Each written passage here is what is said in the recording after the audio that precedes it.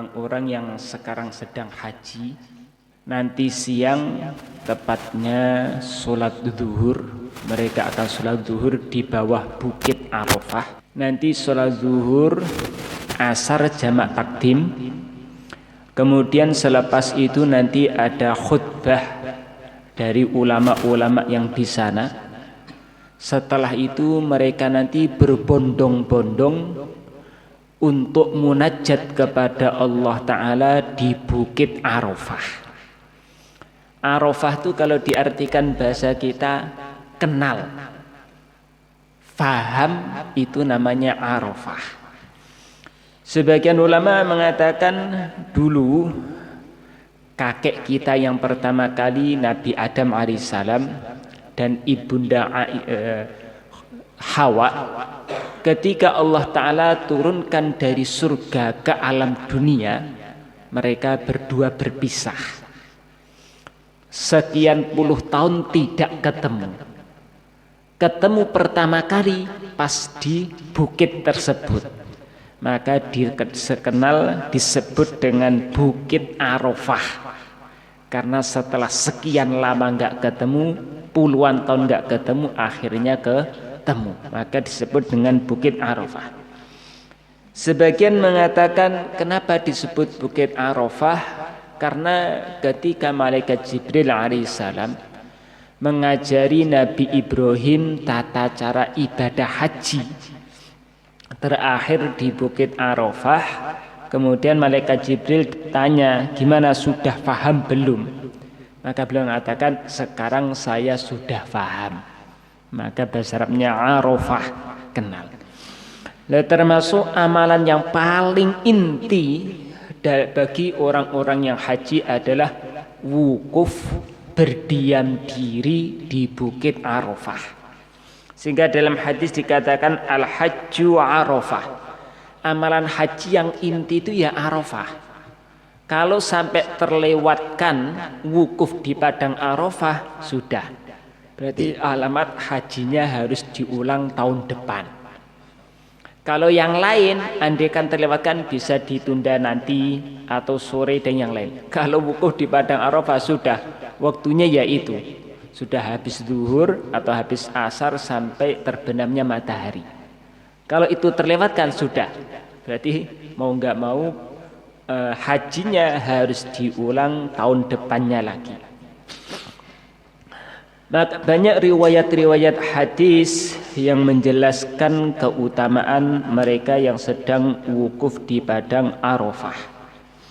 Allah Ta'ala yubahi, membanggakan orang-orang hamba-hamba Allah yang sedang wukuf di padang Arafah kepada para malaikat-malaikatnya Allah Ta'ala.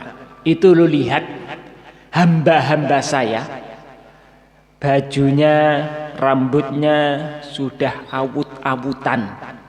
Karena orang yang haji itu mulai dia setar ihram tidak boleh memakai minyak wangi, nyisir pun harus hati-hati, tidak boleh ada satu helai pun yang rontok. Maka yang paling aman kalau sudah setar haji tidak usah sisiran ketika umroh ihramnya, ketika setar ihram. Lah haji yang paling berat itu haji ifrad. Datang ke Mekah haji dulu, bukan umroh dulu, tapi haji dulu. Setelah haji baru umroh, itu yang paling berat. Kalau datang ke sana bulan Dzulqa'dah, awal Dzulqa'dah datang ke Mekah, langsung setar haji. Berarti Dzulqa'dah 30 hari, tambah nanti Dzulhijjah selesainya 13 hari tasyrik. Berarti 43 hari tidak pernah nyisir rambut, nggak pakai minyak wangi, tidak pakai sabun. Masya Allah, rasanya nggak karuan. Tapi itu oleh Allah Ta'ala dibangga-banggakan. Oh itu lo lihat, sekarang mereka siang ini yang begitu panas, di bawah terik matahari, rambutnya awut-awutan, penuh dengan debu, dipli-dipli di hadapan saya. Allah Ta'ala banggakan di hadapan para malaikat. Maka ketika itu seluruh hamba-hamba Allah kita lihat berjuta-juta. Di sekarang ini yang paling besar pertemuan umat Islam kapan? Ya ketika haji, terutama pas wukuf di padang Arafah. Maka hari Arafah ini hari yang paling istimewa. Amalan haji yang paling inti diantaranya, yang paling pokok adalah wukuf di padang Arafah. Lah kita yang enggak haji bagaimana ini yang enggak haji? Amalannya apa? Yang jelas bagi yang enggak haji, riwayat-riwayat yang masyhur, yang pertama adalah puasa hari Arafah. Puasa semua niki nggih? Alhamdulillah. Puasa hari Arafah itu yukaffirus sanatain, as-sanah al-madiyah was-sanah al-qabliyah. Puasa hari Arafah itu menghapus dosa-dosa selama 2 tahun. Mulai Arafah kemarin sampai sekarang dosa-dosanya diampuni Allah Ta'ala. Mulai hari ini sampai Arafah yang akan datang juga diampuni oleh Allah Ta'ala. Maknanya bagaimana? Kan belum dikerjakan.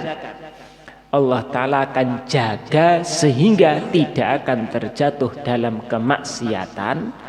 Andaikan tergelincir dalam kemaksiatan, Allah kasih paham, saya ini salah, saya ini maksiat, akhirnya dia bertaubat. Ketika taubat, dosanya diampuni oleh Allah Ta'ala. Kalau nanti sebentar lagi bulan depan Dzulqa'dah, Dzulhijjah, kemudian Muharram. Kalau Muharram 10 Muharram nanti juga dianjurkan puasa lagi. Fadilahnya apa? Yukaffirus sanal madiyah. Kalau Muharram menghapus dosa selama 1 tahun. Kemudian termasuk kalau orang-orang yang haji, sedang haji di sana, maka termasuk amalannya memang tidak disunahkan puasa, tapi dianjurkan memperbanyak doa. Dalam suatu hadis, khairud doa yaumu arafah, doa yaumi arafah. Sebaik-baiknya doa adalah doa yang dipanjatkan pada hari Arafah. Maknanya ketika wukuf. Lah kita yang enggak melakukan wukuf bagaimana? Kita di negeri kita, Sayyidina Abdullah ibnu Abbas diceritakan dalam suatu riwayat, awwalu man arrafa ibnu Abbas, orang yang pertama kali melakukan amalan seperti orang yang wukuf di padang Arafah, padahal dia tidak wukuf di Arafah, adalah Sayyidina Abdullah ibnu Abbas, sepupu baginda Nabi, putra dari Sayyidina Abbas. Sayyidina Abbas itu saudara pamannya baginda Nabi, punya putra namanya Abdullah. Gelarnya lautan ilmu di kalangan umat ini.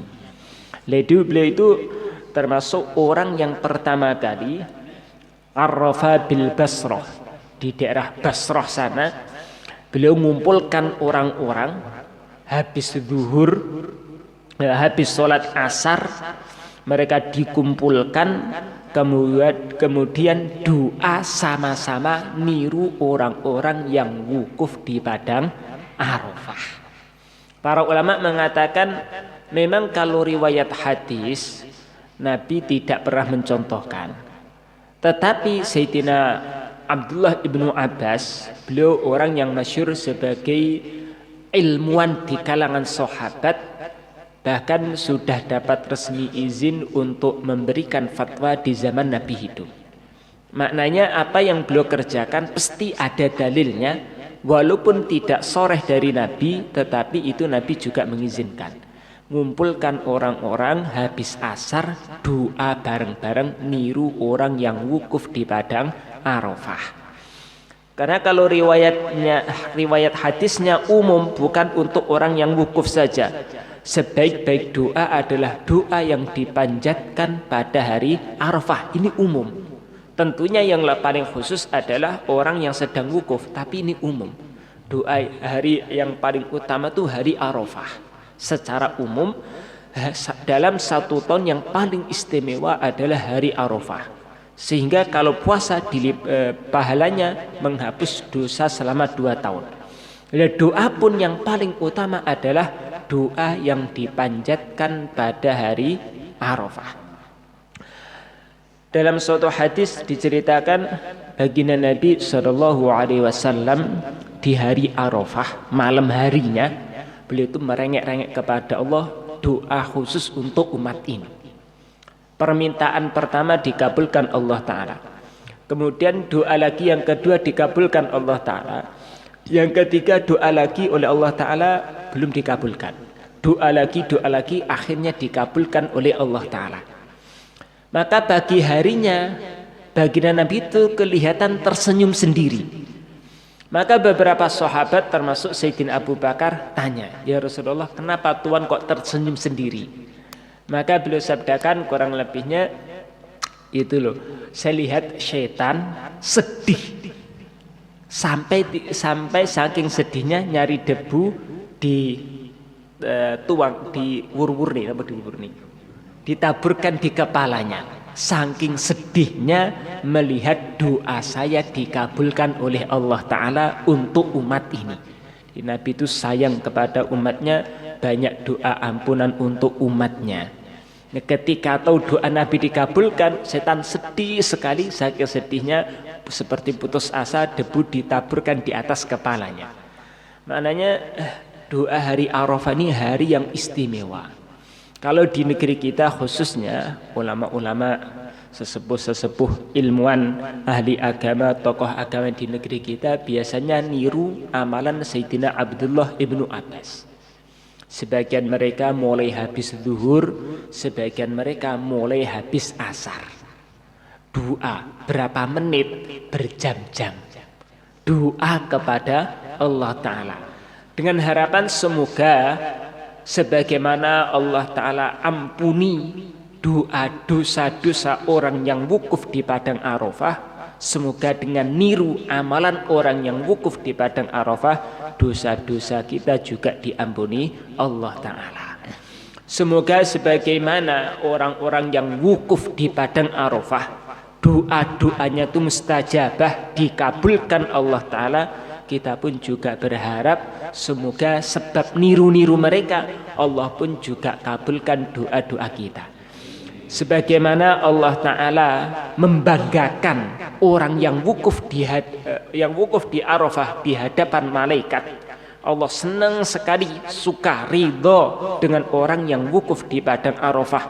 Sampai Allah Ta'ala banggakan di hadapan para malaikat, maka kita pun niru-niru mereka. Semoga Allah senang, ridho dengan kita sebagaimana Allah ridho dengan mereka.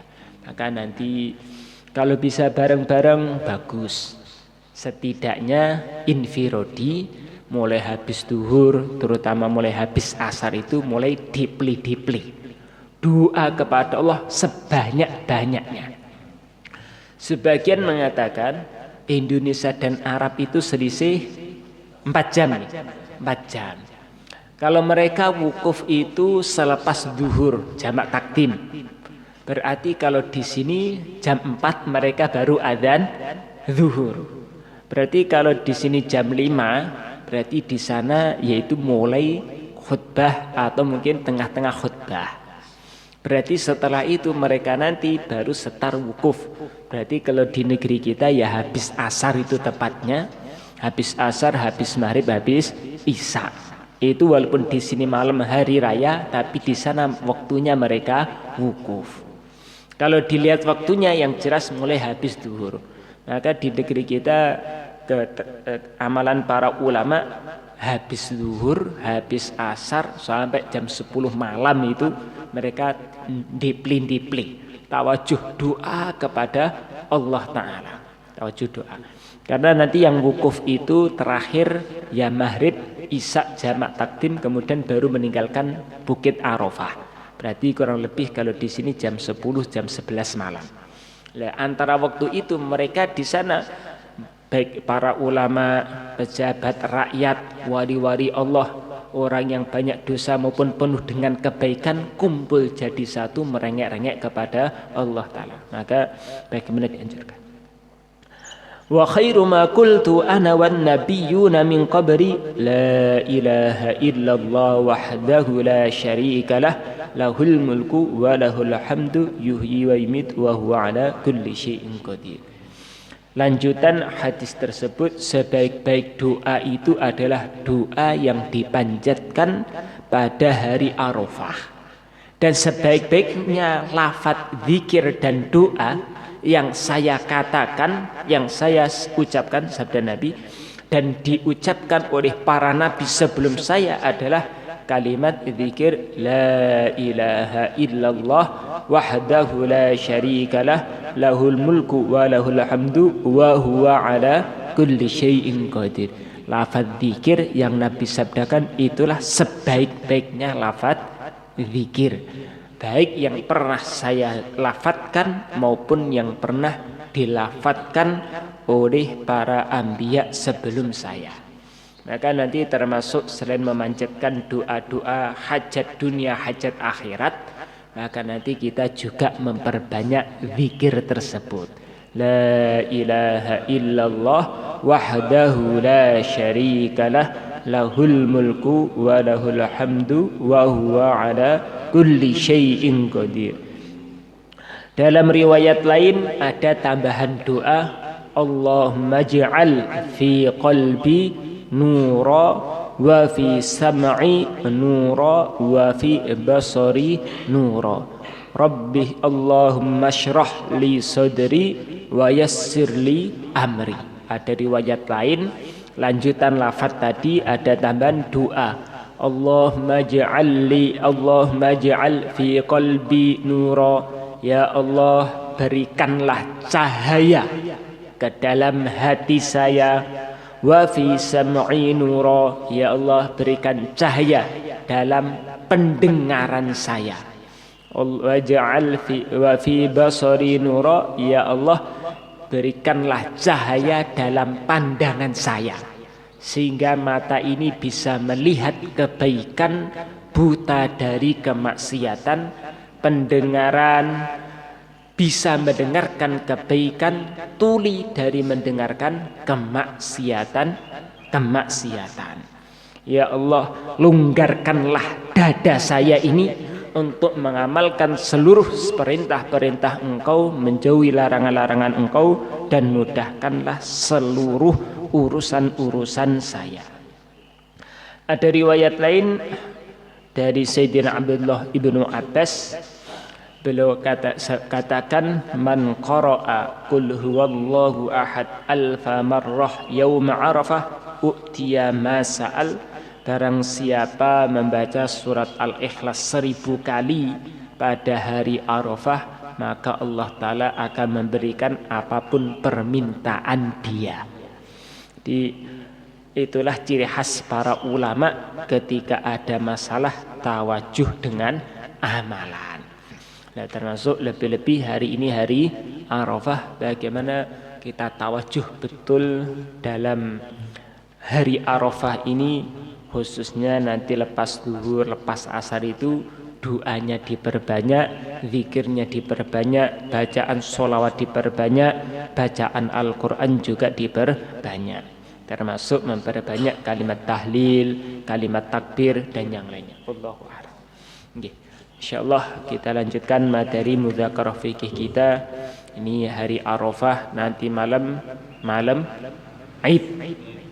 Dalam suatu hadis dijelaskan ada 5 malam, barang siapa menghidupkan malam tersebut dengan ibadah, dengan amalan-amalan, maka hatinya tidak akan mati dikala hati-hati manusia pada mati. Maksud mati itu bagaimana? Sebagian ulama menjelaskan di saat orang-orang hatinya lalai dari Allah, dia akan senantiasa ingat kepada Allah. Sebagian mengatakan di saat penuh dengan fitnah, sehingga sampai tingkatan sebagian banyak orang yang imannya keluar dari hatinya, Allah jaga sehingga imannya tetap kekal dalam hatinya. Sebagian mengatakan nanti di yaumul mahsyar, di huru hara yaumul mahsyar begitu menakutkan, banyak orang yang saking takutnya itu nggak bisa mengendalikan diri, maka nanti orang-orang yang menghidupkan malam-malam tersebut, maka hatinya itu akan tenang, nggak kaget melihat huru hara yaumul mahsyar nanti. Malam apa itu? Di antaranya adalah malam Idul Fitri dan Idul Adha. Maka malam ini, malam sebentar lagi, nanti malam itu malam Id, bagaimana juga kita fokus amalan. Hari ini kita mulai nanti sekarang ini habis duhur, habis asar lebihnya banyak amalan, lebih dan nanti malam juga fokus dengan amalan. Sebenarnya tujuannya baik. Memang di kitab-kitab juga dijelaskan, termasuk malam Id itu memperbanyak kalimat takbir. Kalimat takbir itu adalah diantara maknanya sebagai ungkapan syukur, gembira atas nikmat dari Allah Ta'ala. Maka malam itu meriah suasana umat Islam. Cuman yang jadi masalah, bukan masalah, yang perlu ditingkatkan, banyak diantara kita itu takbiran, itu yang dinikmati bukan lafaz takbirnya. Yang dinikmati adalah, apa niku? Kan sekarang pakai musik-musiknya itu. Kemudian jalan-jalannya, sehingga naik truk takbiran, yang takbiran itu bukan orangnya, yang takbiran kasetnya. Yang mereka nikmati itu bukan menikmati gembira dengan melantunkan takbir, mereka menikmati jalan-jalan dan ramainya. Ya sudah lumayan menampakkan syiar-syiar agama Allah Ta'ala. Tapi mereka lalai, tujuannya itu ya ungkapan syukur, menghidupkan malam-malam dengan zikir. Sebenarnya yang paling banyak baik itu takbirnya jangan kaset, takbirnya itu ya orangnya itu, bukan kasetnya suruh takbiran, orangnya mendengarkan musiknya, bukan seperti itu. Ya sudah lumayan, tetapi perlu kita tingkatkan, sehingga kadang-kadang itu yang ramai di jalan-jalan, di masjid itu sepi, yang bunyi cuman kasetnya saja, sehingga masya Allah, sehingga orangnya kemana? Orangnya di rumah nonton TV, jalan-jalan di pinggir jalan, lihat karnavalan, dalun-alun, takbir keliling. Yang dilihat itu kan biasanya nanti malam ya, teng alun-alun nih kok, dari lomba seluruh sekolah-sekolah nih kok. Nah, kadang-kadang yang dinikmati itu bukan lafaz takbirnya, yang dilihat itu penampilannya, gayanya jalan. Ya sudah lumayan baik, tetapi perlu ditingkatkan bagaimana meresapi lafaz takbir. Allahu Akbar, Allahu Akbar, Allahu Akbar. Allah Ta'ala Maha Besar, Allah Ta'ala Maha Besar. Itu lantunan itu diucapkan para sahabat dengan rasa gembira atas nikmat-nikmat yang Allah berikan kepada mereka, khususnya nikmat Islam, nikmat iman, nikmat kemenangan berjuang melawan orang-orang kafir, kemenangan mampu menundukkan hawa nafsu, diberi taufik untuk senantiasa menghambakan diri kepada Allah. Maka sebagai ungkapan syukur diucapkan dengan lantunan takbir Allahu Akbar, Allahu Akbar, Allahu Akbar. La ilaha illallah, Allahu Akbar, Allahu Akbar, walillahil hamd. Sadaqa wa'dah wa nasara 'abdah wa 'azza jundah wa hazamal ahzaba wa'dah. Sadaqa wa'dah, Allah Ta'ala telah menunaikan janjinya, memberikan kemenangan orang-orang Islam. Wa nasara 'abdah, Allah Ta'ala telah menolong hambanya. Wa azza jundah, Allah Ta'ala telah memberikan kemenangan kepada pasukan orang-orang yang berjuang membela agama Allah. Wa zamal ahzaba wahdah, Allah pun juga yang membikin kocar kacir musuh-musuh orang-orang memusuhi agama. Di syukuran diberi taufik mengamalkan agama, kemenangan dalam perjuangan agama. Musuh kita bukan hanya orang kafir, musuh kita yang berat itu ya nafsu kita itu, nafsu kita. Dan kita diberi kekuatan mampu menundukkan nafsu sehingga sholat 5 waktu mampu berjamaah, malam hari mampu tahajud, senantiasa baca Quran, itu juga suatu anugerah dari Allah, mampu menang melawan hawa nafsu. Maka perlu disyukuri. Di antara bentuk syukur dengan memperbanyak kalimat-kalimat takbir tadi. Wallahu a'lam. Nggih. Yungdabut takbir bi ghurubi syamsi lailatal 'id fil manazil wat turuq wal masajid wal aswaq bi raf'is saut.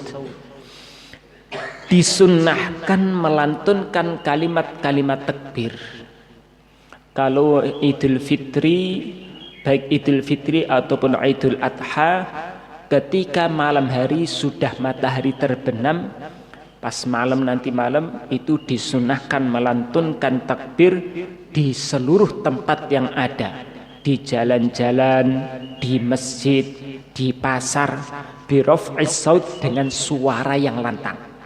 Puncaknya malam, mulai nanti malam terbenamnya matahari itu terus sampai besok itu disunahkan untuk memperbanyak kalimat-kalimat takbir, baik itu di rumah, di jalan, di masjid, di pasar-pasar, di sawah, di kebun, baca takbirnya bisautil biraf'is saut dengan suara yang keras, suara yang lantang, bukan kasetnya, orangnya dengan suara yang lantang. Itu pas malamnya. Tapi kalau untuk khususnya Idul Adha, untuk selain malamnya, mulai subuh hari Arafah seperti ini tadi, setiap habis sholat juga disunnahkan membaca takbir. Kalau Idul Adha, setiap habis sholat mulai subuh hari Arafah 9 Dzulhijjah sampai asar 13 hari tasyrik, setiap habis sholat nanti disunahkan membaca takbir. Sebenarnya bukan hanya sholat fardu, termasuk selepas sholat sunnah. Mungkin kita habis sholat ba'diyah baca takbir sendiri, malam hari habis tahajud baca takbir sendiri, itu hukumnya sunnah. Tetapi kalau membaca takbir dengan suara yang lantang, keras di mana-mana, itu kesunahannya yang malam hari, ketika mulai terbenamnya matahari malam Id sampai besok pagi, itu disunahkan memang melantunkan lafaz-lafaz takbir di mana-mana dengan suara yang keras.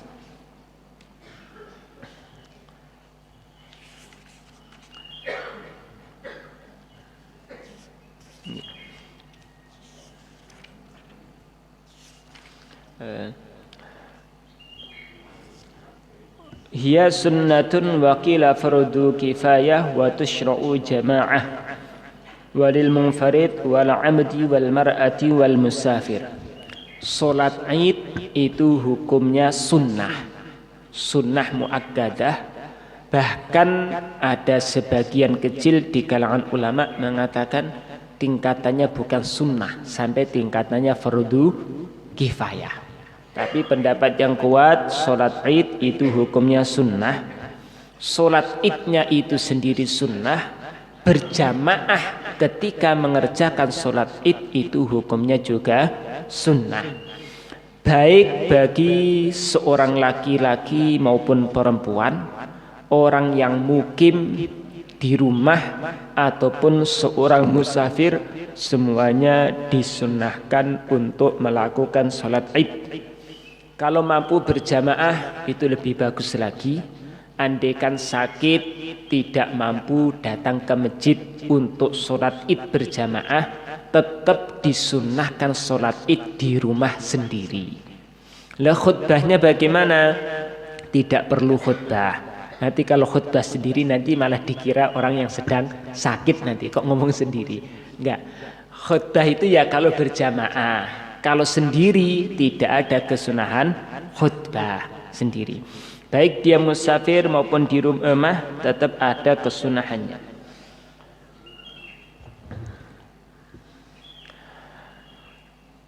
Wa ya'ti bi du'a'il iftitah summa sab'i takbirat yaqifu baina kulli thanatain ka ayatin mu'tadilah yuhallilu wa yukabbiru wa yumajjid. Wa yasunu subhanallah walhamdulillah wa la ilaha illallah wallahu akbar. Termasuk tata cara dalam salat Id yang berbeda dengan yang lain. Setelah takbiratul ihram membaca doa iftitah, kemudian membaca takbir 7 kali. Antara takbir pertama, kedua, dua dan ketiga, di sela-selanya dianjurkan, disunnahkan membaca tasbihat, tahmid, tahlil dan takbir.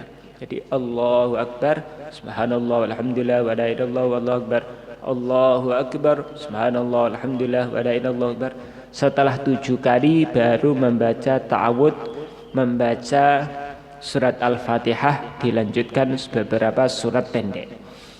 Membaca takbir tersebut itu bukanlah rukun, sehingga kalau ditinggalkan sholatnya enggak sah. Membaca takbir tersebut bukanlah sunnah abad, kalau ditinggalkan disunahkan sujud sahwi, tapi itu sunnah hay'ah. Andaikan tidak dikerjakan, maka nanti hukumnya juga sah, tidak perlu sujud sahwi. Kalau kunut itu sunnah abad. Kalau salat subuh enggak kunut, nanti sebelum salam disunahkan sujud sahwi. Membaca takbiratul ihram yang pertama kali itu rukun. Kalau ditinggalkan salatnya tidak sah. Tetapi kalau takbir yang 7 kali rakaat pertama, 5 kali rakaat kedua, itu hukumnya adalah sunnah hay'ah. Andaikan imamnya mungkin pertama kali ngimami, malam hari sudah diingat-ingat nanti takbirnya 7 kali. Ternyata pas maju ke depan grogi, hilang semuanya. Setelah takbir langsung baca Al-Fatihah. Bagaimana hukum sholatnya? Sah. Hukum sholatnya tetap sah. Lah nanti rakaat kedua bagaimana? Apakah didobel? Tadi rakaat pertama 7 kali lupa, rakaat kedua kan 5. Apakah didobel jadi 12? Tidak perlu. Sebagaimana rakaat kedua, ya cukup 5 kali. Cukup 5 kali. Kalau orang yang masbuk bagaimana? Tadi sebenarnya datang awal. Ternyata pas mau sholat id, perutnya sakit, perlu ke toilet dulu. Datang ke masjid, ketinggalan 1 rakaat. Rakaat pertama, imam sudah rakaat kedua. Berarti imam takbirnya 5 kali. Dia makmum, takbirnya berapa? Untuk imam 5 kali, sedangkan dia adalah rakaat yang pertama. Gimana ini? Apakah perlu nambah 2? Tidak. Tetap ikut imam, takbirnya 5 kali. Nanti rakaat kedua apakah diganti 7? Tidak. Juga tetap 5 kali. Itu hukumnya sunnah hay'ah. Sunnah itu seperti kita ketika rukuk membaca tasbih subhana rabbiyal azim wa bihamdih 3 kali. Ketika rukuk enggak baca itu bagaimana? Sah sholatnya. Kalau enggak baca apakah disunahkan sujud sahwi? Tidak, sama. Takbir 7 kali rakaat pertama, 5 kali rakaat kedua itu sunnah hay'ah. Seperti hukumnya sama seperti membaca doa iftitah. Ketika rukuk, sujud, membaca tasbihat sama. Itu hukumnya sama. Kalau ditinggalkan nanti hukumnya tetap sah, tidak ada kesunahan sujud sahwi. Tapi namanya sunnah itu kalau dikerjakan nanti nilainya berbeda daripada tidak dikerjakan. Bukan berarti meremehkan, keliru. Itu walaupun sunnah hay'ah, tidak ada tingkatan sampai sunnah sujud sahwi, tapi tetap nanti nilai sholat itu berbeda. Sholat itu berbeda. Salah satu contoh mudah, siwak sebelum sholat. Siwakan sebelum sholat pakai kayu siwak, atau mungkin sebagian ulama pakai serbannya gini. Sebelum sholat itu memang bukan menjadi syarat sah sholat. Tetapi ketika siwakan dulu sebelum sholat, sholatnya dilipatkan 70 kali. Nah itu kelihatannya ringan. Begitu juga bacaan takbir 7 kali rakaat pertama, 5 kali rakaat kedua, memang tidak sampai membatalkan. Ketika ditinggalkan tidak ada tuntutan sujud sahwi, tapi nilai sholatnya nanti jauh berbeda. Wallahu a'lam. Sampai di sini mungkin ada yang tanya, nggih, monggo.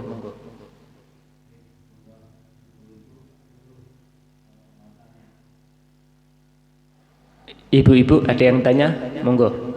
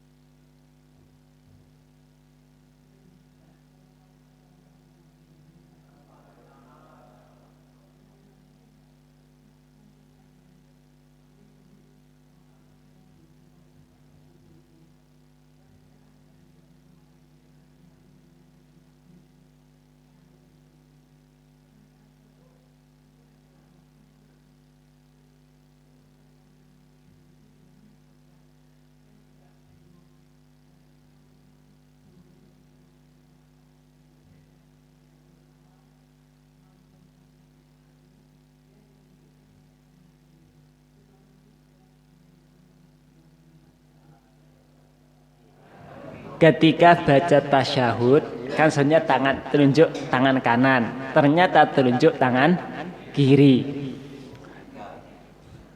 Perlu ditanya dulu itu karena sakit atau karena mungkin tanpa sengaja atau main-main. Tetapi kalau pandangan fikih, apakah sampai tingkatan sholatnya batal? Tidak.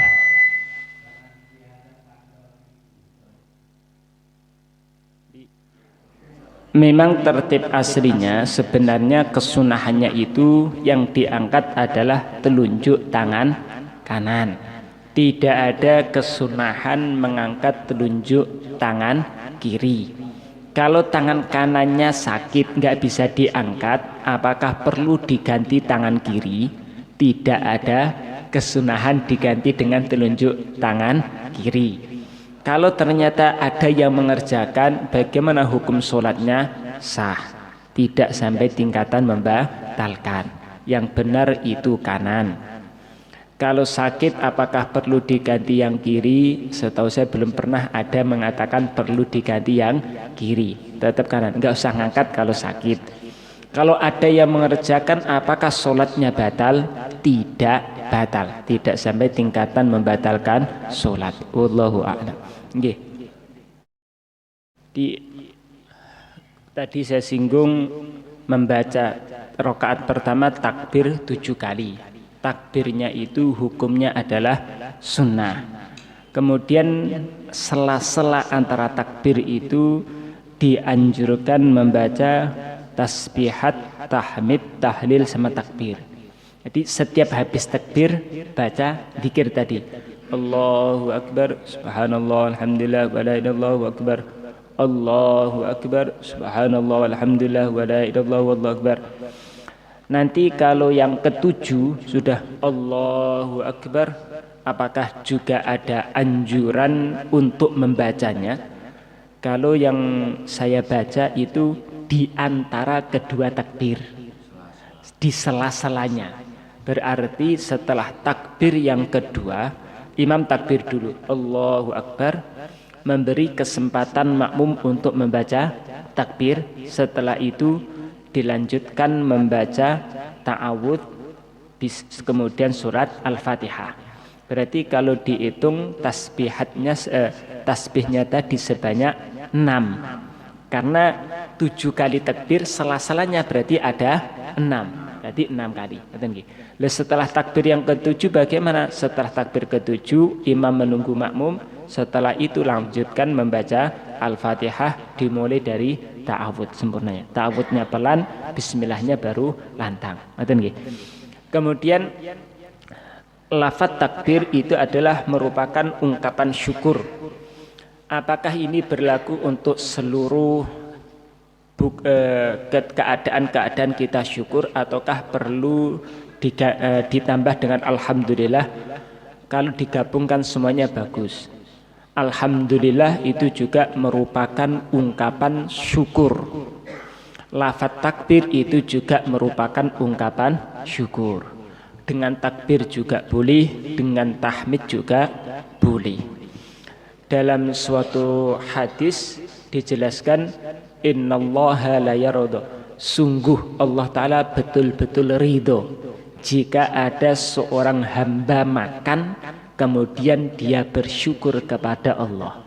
Nah, doa setelah makan itu alhamdulillahilladzi at'amana wa saqana wa ja'alana minal muslimin, minimalnya alhamdulillah. Setelah makan kita mengucapkan alhamdulillah. Dalam riwayat dijelaskan kalau seseorang habis makan baca alhamdulillah, Allah Ta'ala betul-betul ridho, senang dengan hamba yang seperti itu. Maknanya dengan takbir, syukur dengan takbir itu juga benar. Syukur dengan membaca kalimat tahmid itu juga benar. Kalau digabungkan baca takbir juga tahmid, bagaimana? Lebih sempurna. Ngoten nggih. Nggih. Nggih.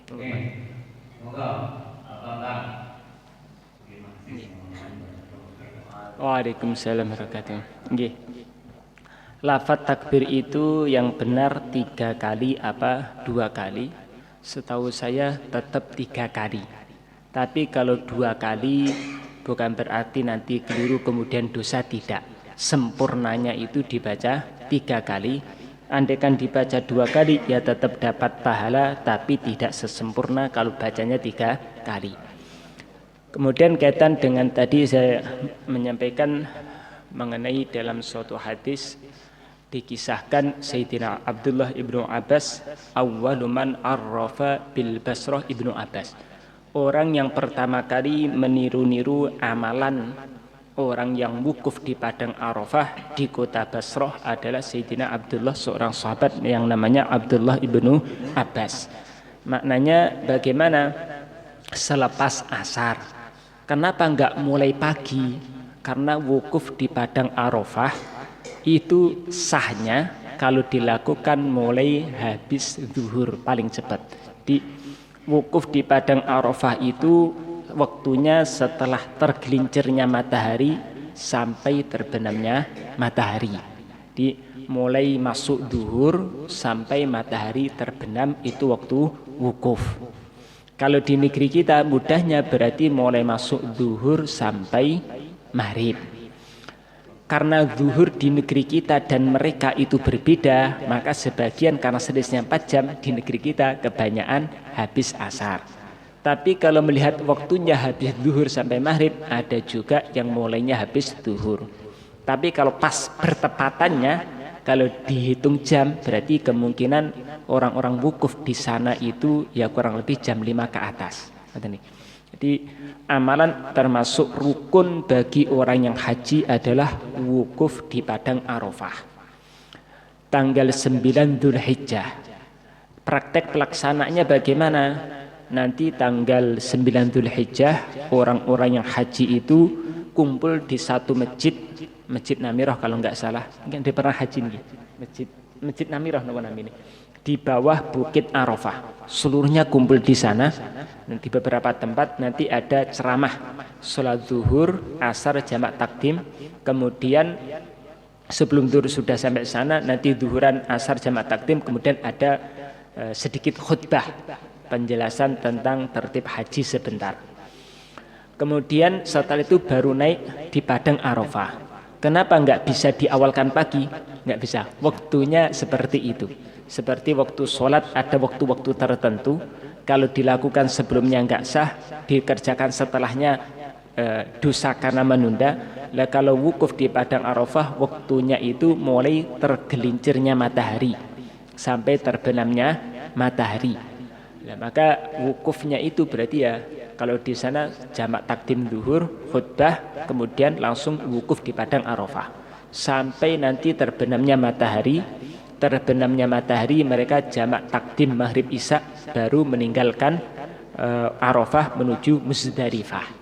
Nah ini niru-niru. Maka kalau di sini kalau dihitung tepatnya kurang lebih ya habis asar. Maka di Indonesia sebagian habis asar. Sebagian mulai habis duhur memandang sebenarnya waktu wukuf itu habis duhur. Ngoten nggih. Mungkin ini yang prakteknya di haji itu, di situ ada masjid Namirah. Tapi tidak mungkin seluruh jemaah sholatnya berjemaah seluruhnya, sehingga kebijakannya itu sholat sama khutbahnya itu per kloter masing-masing. Ya. Tapi tempatnya di tendanya masing-masing. Di tenda masing-masing. Tendanya itu sudah di Arafah atau di bawahnya? Di Arafah. Sudah di Arafah. Tenda yang ada di Arafah. Di tenda di ada Arafah. Oh nggih. Berarti tapi berangkat ke Arafahnya sebelum zuhur. Ya. Sebelum zuhur sudah ada di Arafah. Tapi setarnya itu setelah zuhurnya jamak takdim, sama nggih? Ya. Jamak takdim. Terus nanti maghrib isya jamak takdim di sana. Ya. Setelah itu baru meninggalkan Arafah menuju Muzdalifah. Nggih. Nggih. Tertib merupakan rukun-rukun haji. Kalau itu terlewatkan waktunya wukufnya kok setelah pas yang lain nunggu sepi, yang lain sudah selesai baru datang, nggak sah. Diulang tahun depan. Pengen nyari sepi nanti orang-orang sebelum zuhur berangkat. Saya tak habis subuh berangkat ke sana wukufnya, nggak sah, nggak bisa. Ngoten. Nggih. Oke, monggo satu pertanyaan. Assalamualaikum warahmatullahi wabarakatuh. hanya kaitannya dengan bagaimana jika pada saat sholat Idul Adha atau Idul Fitri itu ketinggalan. Maksudnya misalkan sudah rakaat pertama sudah selesai atau bahkan sudah selesai, mungkin kan kita lihat ada beberapa yang ketinggalan pertama itu. Oke, maksudnya caranya itu apa? Kita sholat sendiri atau di sholat daunnya kita kurangi itu. Untuk yang kedua, bagaimana untuk misalkan sholat Idul Adha itu kita namakan. Jadi yang jamaah pertama itu depan laki-laki, jamaah belakangnya perempuan. Tapi membentuk di belakang itu ada bentuk jamaah sendiri. Akhirnya kan ke belakang kan di belakangnya ibu-ibu, maksudnya jamaah perempuan itu. Mungkin setelah itu mungkin bisa kalau misalkan di masjid seperti ini karena penuh akhirnya dia sholatnya di rumah. Maksudnya batasannya jamaah boleh misalkan sholat di masjid sini saja. Misalkan penuh sholat Idul Adha misalkan itu sholatnya di rumah. Maksudnya seberapa jauh atau seberapa panjang Islam untuk jauhnya jaraknya jamaah di rumah atau mungkin jaraknya keluarga itu seberapa? Maksud di rumah itu masih bermakmum kepada yang di masjid atau dengan arti buat jamaah sendiri? Misalkan seperti masjid itu sudah penuh, akhirnya di rumah sendiri itu maksudnya itu mas mengikuti jamaah sini, maka masa sini mungkin di kanan kiri kan sudah pernah akhirnya soalnya di terasnya rumah gitu. Ini masih jamaah di masjid sini, misalkan contohnya seperti itu. Untuk sholat Idul Aid itu tidak seketat sholat Jumat. Tertib aslinya kalau sholat Jumat itu ya satu kampung Jumatan cukup sekali. Nggak bisa setelah sholat Jumat mendirikan Jumatan lagi, nggak bisa. Itu untuk sholat Jumat. Kalau sholat Id agak berbeda. Memang hukum sholat Id bukan wajib tapi sunnah. Maka andaikan datang mungkin sakit perut, datang awal sakit perut ke toilet dulu, datang sudah salam. Bagaimana? Tetap disunnahkan sholat Id sendiri apa buat jamaah? Kalau ada yang belum Id lagi, buat jamaah lebih bagus. Jadi ada kloter kedua sholat Id karena ternyata sama-sama sakit perutnya atau bagaimana. Kalau nggak ada sendiri boleh nggak? Boleh. Memang ada keringanan tersendiri. Kemudian yang bagus di masjid atau di lapangan, cari yang paling munasib. Kalau cukup di masjid, kalau nggak cukup ya di lapangan atau jalan, nggih monggo, boleh bebas. Lalu andaikan di masjid, kemudian nggak cukup, akhirnya sebagian di jalan, sebagian di teras rumah, ada juga yang masuk ke dalam rumah. Bagaimana? Kalau softnya itu masih sambung, yang di belakang nggak ada masalah. Walaupun sampai jauh sedikit, andaikan dari di sini sholat idnya sampai jalan raya sana, tapi jalannya itu sopnya masih sambung, boleh-boleh saja. Yang penting masih sambung. Kalau menyamping bagaimana? Yang penting jangan sampai lebih depan daripada imam. Maknanya soft dia itu masih sambung. Dengan catatan seperti tadi, andaikan di sini pintunya yang menyambung ke imam, kan lewat pintu sini, soft nomor 3 umpamanya, maka nanti soft yang di luar jangan mendahului soft yang menjadi penyambung tadi. Kalau soft yang pintu itu adalah soft ketiga, berarti yang di luar jangan lebih depan daripada soft yang ketiga. Ngoten nggih. Nggih. Allah cukup. Dan ini panitia khusnudan dengan semua yang tidak menyiapkan kopi dan teh. Namun demikian panitia menyiapkan takjil. Mohon nanti kita bawa satu-satu di sebelah selatan. Semoga majelis yang sebentar ini diterima oleh Allah Subhanahu wa taala, menjadi asbab diri kita tambah hari tambah dekat dengan Allah Subhanahu wa taala. Semoga Allah kumpulkan kita dengan pimpinan ahli ilmu yang mulia Nabi Agung Muhammad sallallahu alaihi wasallam. Subhanallah bihamdihi, subhanakallahumma wa bihamdika, asyhadu an la ilaha illa anta, astaghfiruka wa atubu ilaik. Wassalamualaikum warahmatullahi wabarakatuh. Allahumma sholli